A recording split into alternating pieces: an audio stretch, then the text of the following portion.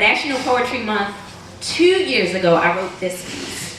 So it's called Beanbags, Books, and Beautiful Truths. I need a shorter title, but that's the title for now.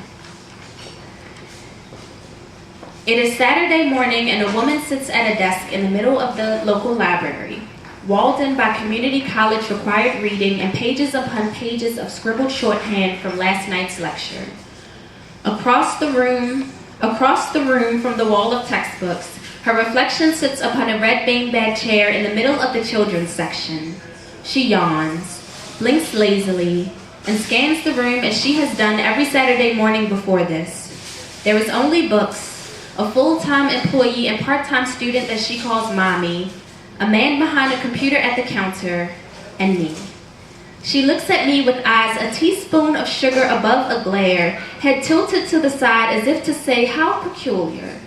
There's no doubt that I do not belong in her library, near her children's section, on her Saturday morning. She can't be more than 5 years old, though her quiet nature might offer an illusion otherwise. She sits with a hardback copy of The Very Hungry Caterpillar, open and clutched between her fingers, but she doesn't read, only stares as if waiting for the intruder alert to sound any moment. I want to tell her that The Very Hungry Caterpillar is one of my favorite books, that I'd spent many Saturday mornings in the same red beanbag chair when I was her age, that many storybook characters had become my best friends, that I believed Harold and his purple crayon could draw a door big enough for my father to finally walk through and stay, that Dr. Seuss had ignited my love of rhyme, and that this library is the only place that I feel safe. She holds the book up to her face, creating a barrier between us, and I pretend to browse the sociology section while she pretends to read.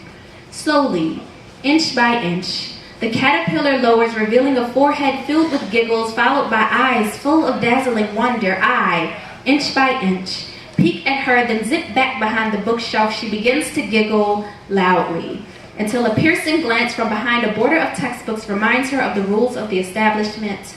I reposition myself behind the bookcase, then peek back to see her, still seated on the red beanbag chair with one finger across her lips. Apparently, it's my fault the silence of her Saturday morning has been disrupted. I nod my submission, which she takes as a sign to grab a hold of that hardback caterpillar and begin reading. I want to tell her to never stop smiling, that the world will tell her she's beautiful and hideous in the same breath, that she will face many Goliaths of injustice throughout her life, so her actions must always slingshot the weight of her words, that the coldest, most fractured hallelujah is the one that will bring her closest to God.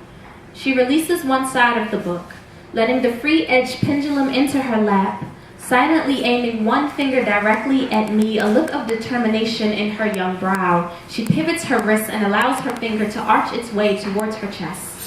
I look over at the ever-growing pile of literature and research that is her mother, lovely with a bite-mark riddle pencil tucked behind her ear, elbow resting on desk, arm raised with highlighter clutched betwixt fingers like a fluorescent cigar. I make my way over to the little girl sitting in the red beanbag chair. I sink my adult frame into the blue beanbag chair beside her and look into her eyes. I want to tell her to keep a death grip on her innocence, that sooner or later weekly visits to the library go the way of floppy disk drives and dinosaurs, that beanbag chairs become extended family members, and that it is never too late to come home. Instead, I let her remain a little girl in a children's section on a Saturday morning. I tell her that I love her. She says, I love you too, Auntie. She hugs me. I hug her back. She climbs into my lap and tells me a wonderful story about a greedy little caterpillar.